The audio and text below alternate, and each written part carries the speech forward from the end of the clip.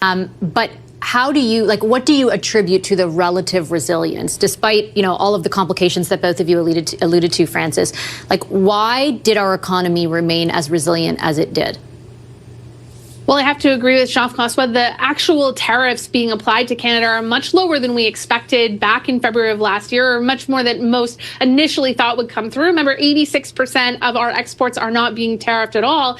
And on top of that, we've had rate cuts. We have that mortgage cliff that everyone is so worried about is a little bit more like a mortgage hill right now. Household balance sheets are doing better because of the stock market. And we have had fiscal support coming in at both the provincial and the federal level. So there have been supports in place to really mitigate some of this shock. But again, I have to highlight there are places in this country that are doing and really suffering because of the economic shock. Right. So to say that on average we're doing better than expected, that's really good news for a lot of Canadians. I hope it brings some of that Canadian consumer and business confidence back, but it doesn't tell every Canadian story. There are still trade shocks in play, and that there are those that have yet to play out as well.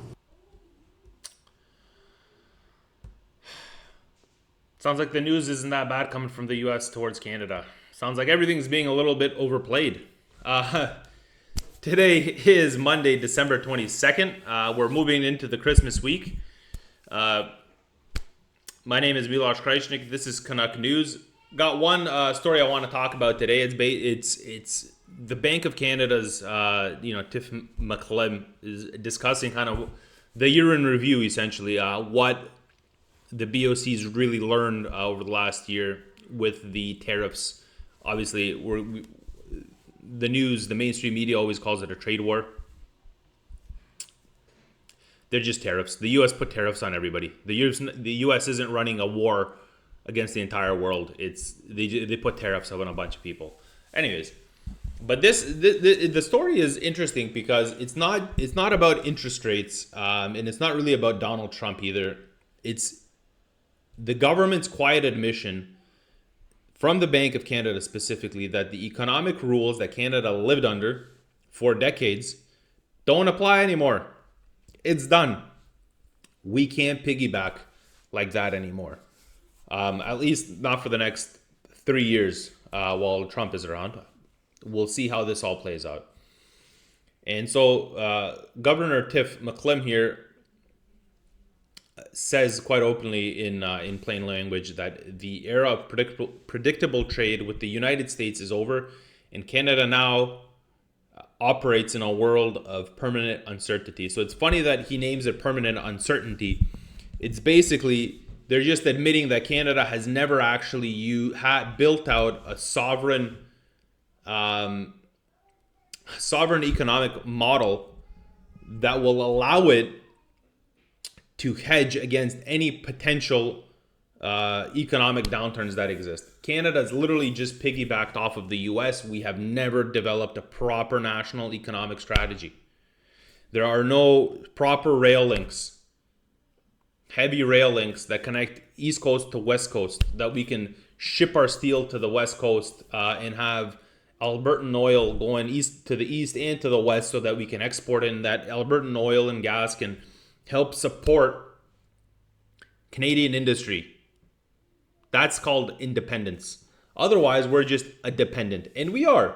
Canada is a dependent. We're dependent on the U.S. economy, on U.S. goods, on U.S. innovation, on the U.S. military, on the U.S. itself. We're just a dependent. We're lucky that the U.S. is what it is, to be honest, because otherwise, it would be questionable what Canada would look like if we were dependent on Russia. Our country would look probably very different than it does. So there you have it. But why this matters for us Canadians is that when the government loses control over trade, productivity, and competitiveness, which it did, it's always ordinary Canadians that are paying the price through food prices going up. We're seeing grocery tickets going through the roof. They've been announcing it actively as well. It was just the other day that they announced that Canadians are going to be paying another $1,000 extra a month on groceries on average.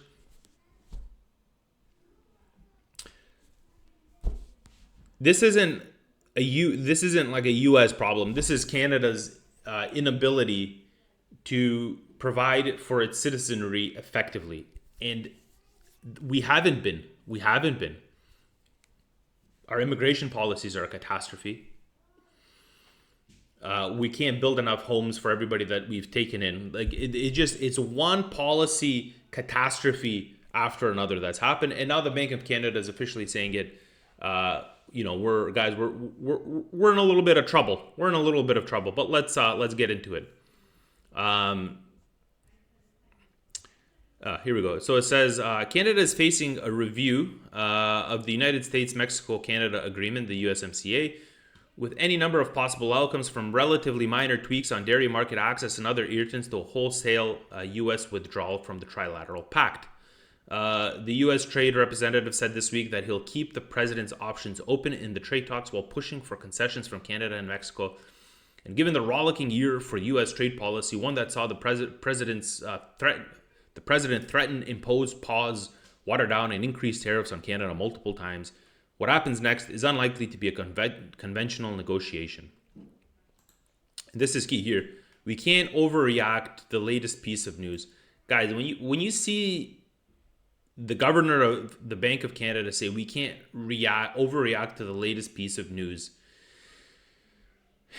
this is really a quiet acknowledgement that policymaking has been completely reactive because of this unstable environment. So the Canadian government hasn't ever essentially had a proactive approach to our economy. It's quite literally just been everything's good. We're just trading with the U.S. We're a G7 nation. We're a benevolent power. That's the continued rhetoric that's existed within Canada. A lot of Canadians believe it. But what the article actually gets into in detail is that the Bank of Canada spent much of 2025 navigating this U.S. chaos without a usable economic roadmap. So we've had tariffs, we've had the pauses, we've had the reversals, we've had threats from Washington, and all of that traditional forecasting was essentially meaningless, right? Canada has avoided a recession largely because of the USMCA's carve-outs, and it's not domestic strength. It's the U.S. has watered down certain things, and it's helped alleviate the pressure. The best way for Canada to actually get out of the slump isn't in the short term, isn't for us to be making these ads to the U.S. like Doug Ford did, and pissing off Trump or U.S. delegations and all of that. It's quite literally we need to sit at a table. This should be top priority. We need to sit at a table. If Carney has to be in the U.S. for a week, let him sleep there for a week, and let's get this thing ironed out, signed, and so that we can move on. And then we can, while this is all being alleviated, and we're not paying an extra $1,000 a month for grocery prices, we can then sit down in Parliament, discuss how to get rid of all the red tape, all that bureaucracy that exists in Canada, and to develop a proper national economic strategy that's going to help create a sovereign Canadian economy where we can trade within ourselves, we can bolster our economy, use our own steel, use our own gas, use our own oil, and spur innovation. Not have all of our engineers go to Silicon Valley or anywhere else in the US because that's where all the things are being built, right? We need to stay in Canada.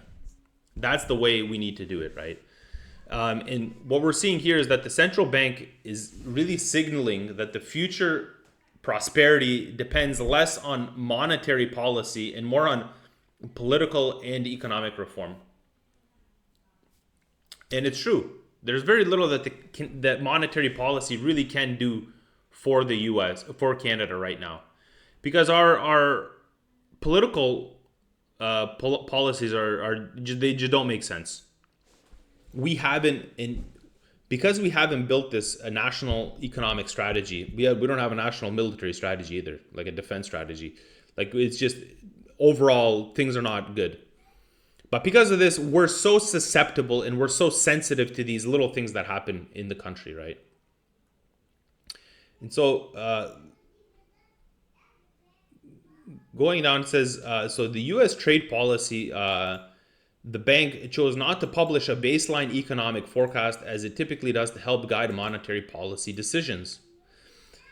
Instead, it published a series of upside and downside scenarios in its second and third quarter monetary policy reports. Each scenario depended on varying U.S. tariff policy assumptions and ranged from a deep recession in Canada to a robust rebound. There was a big part of me that wanted to get back to a projection. Nobody likes running policy off scenarios. So they gave us a bunch of scenarios. This is what could happen. This might happen. This could happen. This could happen. All because we're that dependent. Our economy is that dependent on the US that we're not able to take a hit economically. Like, this whole tariff thing that's going on with the US just shows how weak the Canadian economy really is. It's not good, guys. It's not good. I am all for, like I said, we need to trade with the US. We have to be the best partners with the US. We need to be the leaders of the free world. But Canada, with its population, with the size of the country that it is, with the resources that we have, we need to be a major energy producer, exporter. We need to use our own energy to produce metals en masse, and then we need to use those metals to actually manufacture goods. We need to build up that innovation sector within the country itself, instead of having all of our engineers study here and then go work in the US and actually build cool things. Because that is what essentially is going on, right? And I just wanted to go down here for a second. So it says the biggest near-term risk, he said, is the review of the USMCA next year. The Trump administration indicated this week that Canada will need to make concessions on dairy market access and digital streaming rules if the agreement is going to be reviewed. So I can't believe, like, this thing is amazing to me. Digital streaming rules. We're so hell-bent on putting in provisions in private companies that are going to stream movies in Canada. We want to be encoded in their algorithm. Are you kidding me? That can be used in so many different ways. They're saying it's, for benevolence. We want more Canadian products to be, movies to be displayed in Canada and all of that. You don't need to be a part of their code, the algorithm, to do that. What can happen with the algorithm is we've already seen the Canadian government try and cut out dissonant voices. They could do something very similar with that if they got streaming right or algorithm rights to Netflix. You know what I mean? So this is amazing to me that they're actually trying to implement this. I can't believe it. I honestly can't believe it. It don't know. I honestly, I don't. It doesn't make sense to me. But here, this is interesting. So it's just more acknowledging that the era of open trade with the United States is over. We need to adjust. Frankly, I think the economy it's at a watershed moment. We're at the crossroads, and the path we take is going to be very determinant of our future prosperity. Yeah, we need to fix our relationship with the U.S. because we trade 75% with them, even more. Like 90% of our trade is completely U.S. dominant. It's thinking anything different is just unbelievable. You can't make a fix in 3 months. You cannot bolster trade 20-30% overnight across oceans to hedge against all the stuff that's going on with the U.S. It's short-sighted thinking. It's playground politics. It is literally playground politics. And so the real issue here is that Canada is we're just so exposed because we've relied too heavily on assumptions with trade instead of resilience. And that's key. That is really key. We've always assumed that our relation with the US is going to be forevermore in that same capacity that we've built it out. But that's, I mean, obviously just unrealistic.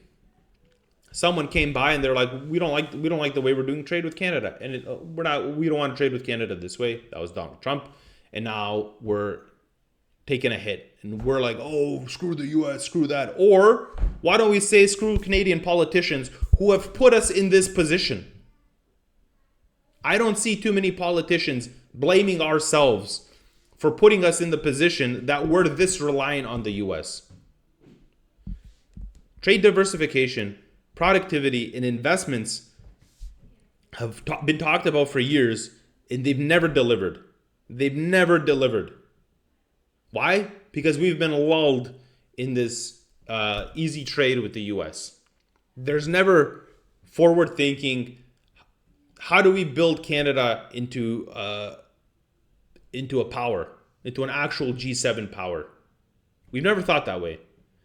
And then when trade access becomes conditional, which it has, countries with weak internal markets, which Canada has, in low productivity, they suffer first, right? And so Canada has just basically been ticking off the boxes. We've just been ticking off the boxes. The BoC is admitting that we can no longer smooth over political and trade failures with interest rate tweaks. This is key. This is key. So this whole article is essentially a warning of governments. It's not governance, not a warning of economics. And what this really ends up meaning for Canadians is that economic security can no longer be assumed. We have to build it. We have to build our own productivity, our own capacities, our own energy supplies. We have to cut out the red tape. Jobs tied to trade exposed industries are going to be permanently uncertain because we don't know, and we shouldn't know, what the US is going to do. I mean, we should, but we need to fixate ourselves on Canada before we look at trading partners.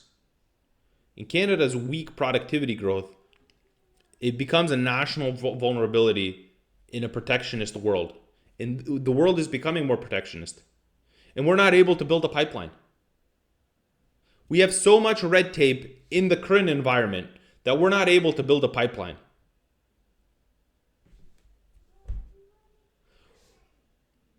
We haven't even thought about bolstering our rail capacity to be able to transport goods across the country, like steel. Like steel. We have Western Canada buying steel from China instead of Canada. We have our steel mills in Ontario. Don't know who to sell to, but we have the Western Canada buying steel from China. Come on, guys. This is what I mean. Can't have high taxes, regulatory drag, all of these slow project approvals. It hurts even more when the external markets tighten, and they've tightened, and we're gonna live in this constricted environment for X amount of years. Monetary policy is never a substitute for competitiveness or energy development, any of it, industrial capacity as well. Monetary policy is monetary policy. It's how much money is going to be allowed to enter the Canadian economy, and through which means higher interest rates, lower interest rates, and all of that. That's what monetary policy needs to be.